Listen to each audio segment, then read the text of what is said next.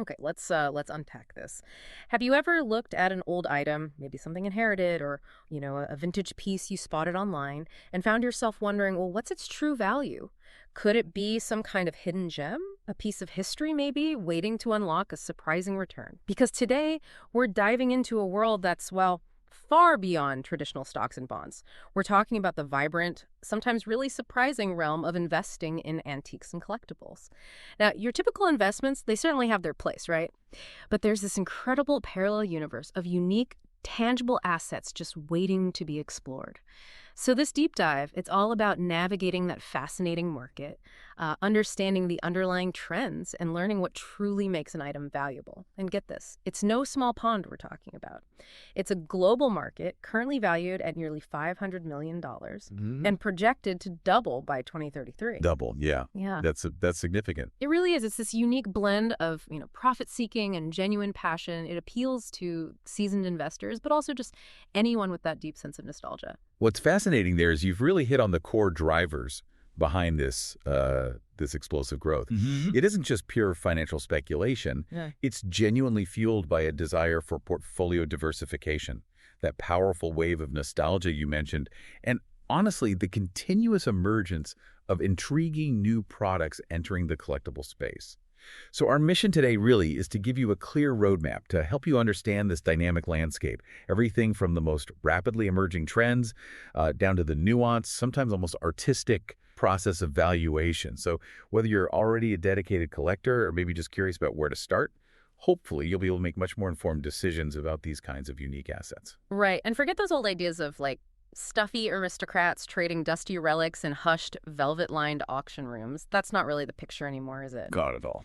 This market is incredibly vibrant, constantly changing, really shaking off its traditional image. We're seeing huge shifts. For instance, online platforms now account for a significant chunk, 20% of all sales. 20%, yeah, it's a big number. And what's maybe even more telling, the average age of buyers is actually decreasing. So you've got this whole new energy coming in, fresh perspectives, and often new categories of interest in what's considered valuable. So what does all this mean for someone like you, maybe looking to make a smart, tangible investment? Well, if we connect this to the bigger picture, these demographic shifts, the tech shifts, they're leading to some very attractive financial opportunities. The average yield for the right investments in this market can be somewhere around 10%. 10%. That's Uh, highly appealing. It's highly appealing, yeah.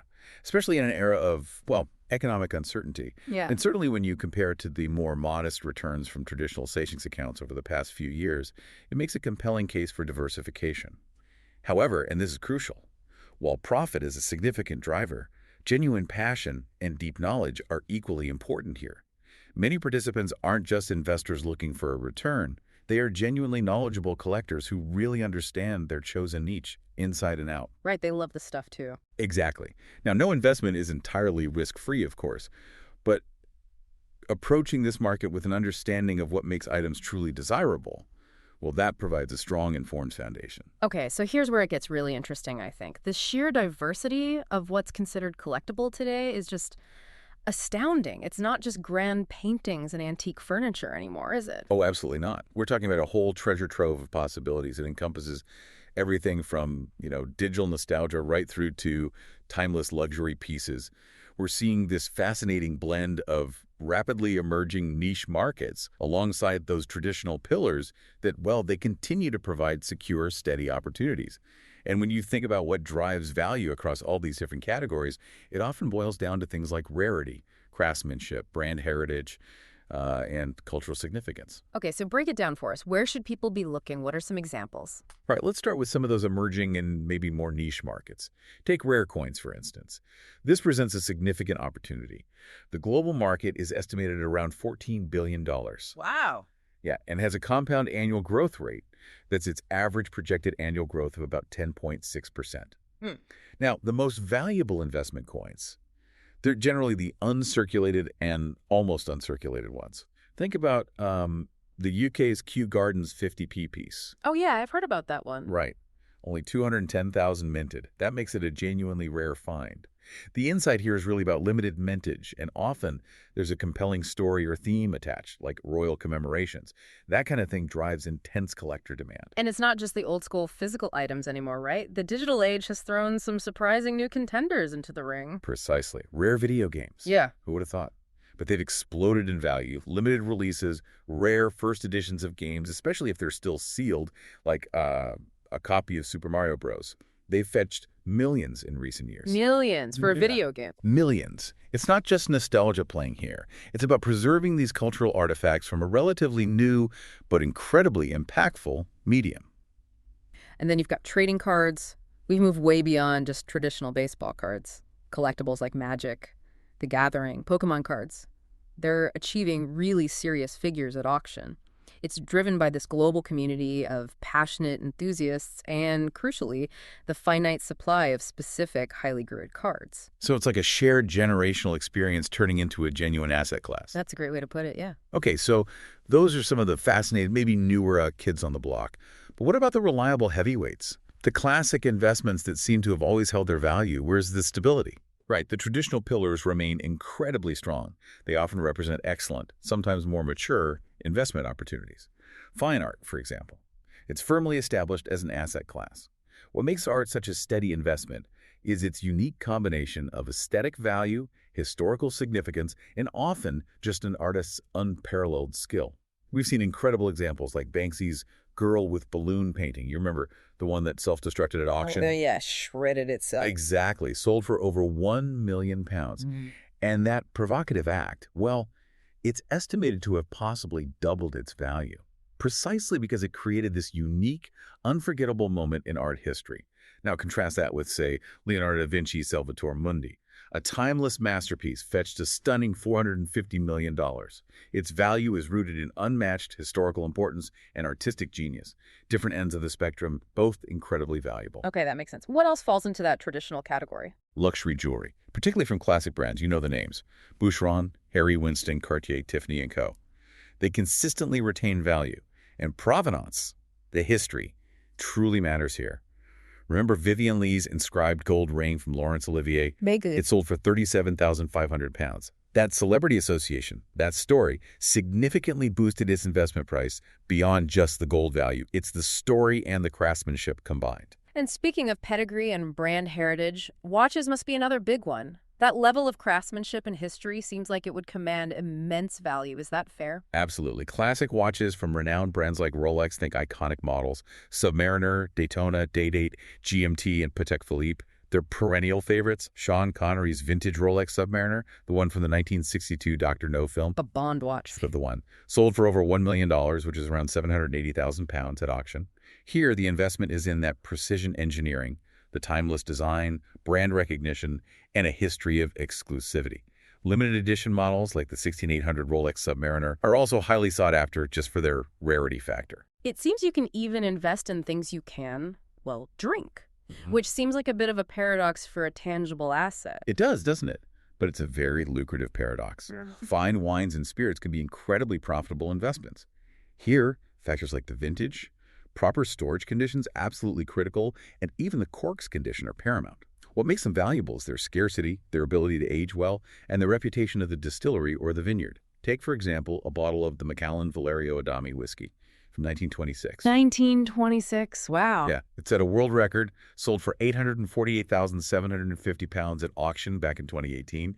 Yeah. It's just a testament to the power of extreme rarity combined with the legendary brand. Incredible. What about things with engines? Ah, yes, classic cars. Definitely a significant investment category. Iconic models like the Aston Martin V8 Vantage, the Jaguar E-Type S1 Roadster. Yeah.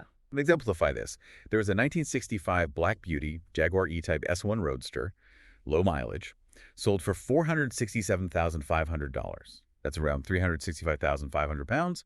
The investment here is in the design, the engineering heritage, often limited production runs, and that connection to a specific era of automotive history. Pure nostalgia for some, pure investment for others. Okay, and you mentioned something a bit different earlier, something I wouldn't normally think of as a collectible. Yeah. Private number plates, really. Absolutely, they can be incredibly valuable. The criteria for high value are quite specific, though. You're looking for few letters or numbers, maybe featuring a 0 or 1, or plates that actually spell a recognizable word.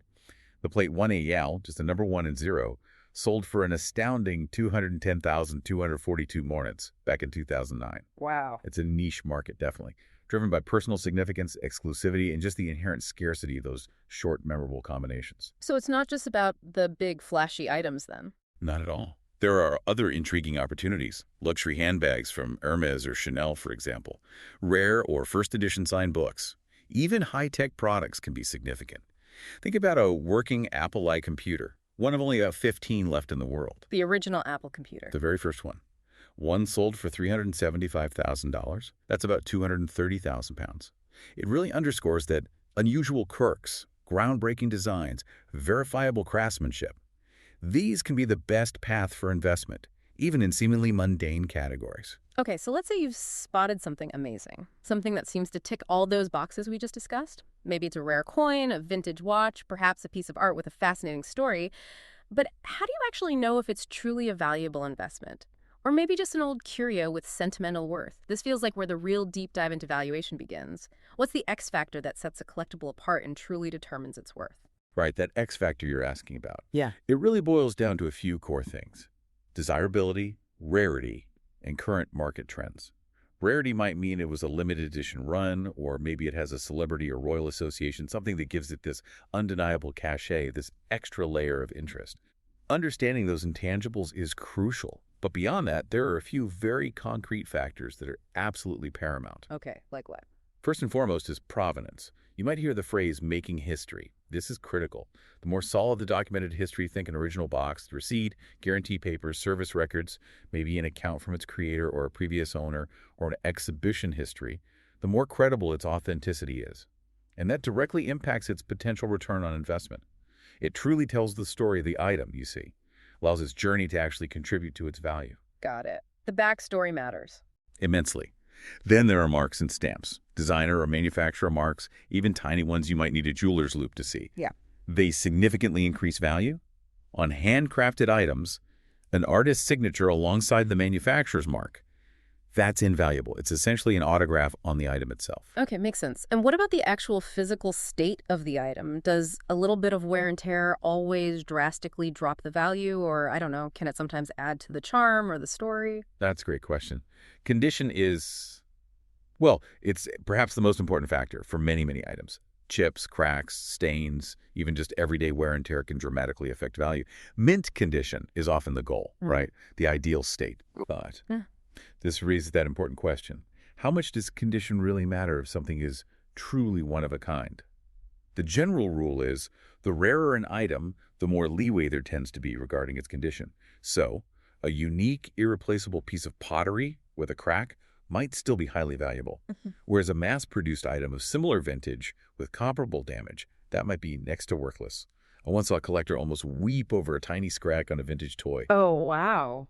while another proudly displayed a chipped face simply because of its incredible historical context. It really shows how subjective condition can be sometimes. Okay. What else? Then there's authenticity. Unfortunately, many pieces out there are not genuine. Fakes and reproductions are common.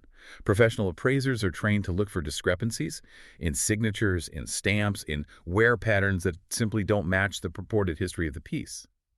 And if a piece has been restored, professional restoration, especially if it's done using period-appropriate tools and techniques, that can actually add value, particularly if it's done by a reputable restorer. Sometimes the hallmark of certain restorator firms could be almost as important as the original manufacturer's stamp. Really? Oh, yes. However, amateur repairs, botched jobs, they can severely reduce an item's investment value. Okay, so even if something is damaged or not quite perfect, it might not be a total loss then. There's still hope for those forgotten relics maybe hiding in the attic. Not at all a total loss. There's often salvage value. Yeah. Even damaged items can hold value for parts, for further professional restoration down the line. Or even for crafters and makeover artists who can creatively transform them into something entirely new. And finally, a key consideration. Remember that old doesn't always equal valuable. You have to ask, is it collectible? Demand fluctuates wildly. An item might not sell simply because it's out of fashion right now, or maybe it's just too common to command serious attention from collectors. Yeah. Ultimately, the true value of any antique or collectible is, well, it's what a buyer is prepared to pay for it, and what you, the seller, are prepared to accept. Right. It's a negotiated price at the end of the day. reflecting the passion and perception of a very specific market at a specific time. Okay. So, with all this incredible information, all these fascinating categories, these deep insights into valuation, what should you actually do if you're thinking about, dipping your toe into this exciting world? How do you get started in a smart, informed way? Right. Well, making a solid plan is definitely the first step. You really need to decide on the type of antique or collectible you want to focus on.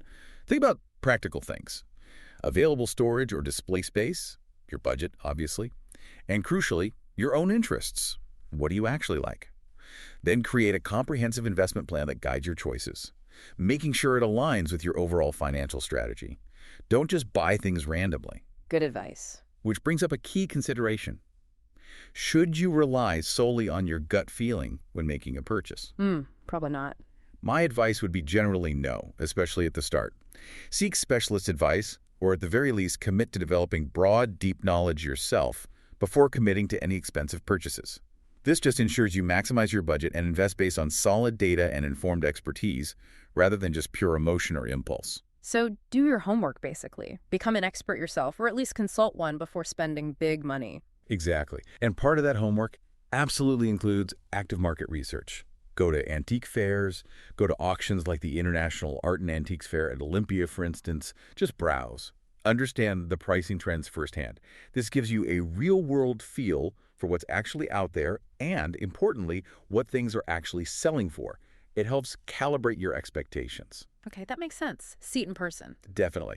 However, and this is really important, it's crucial to be aware of the drawbacks. The antique and collectibles market is not regulated. Not regulated, what does that mean practically? It means you won't be entitled to compensation from official regulators if you make wrong decisions, or if an investment simply doesn't pan out as you hoped. There's no safety net like in some other financial markets.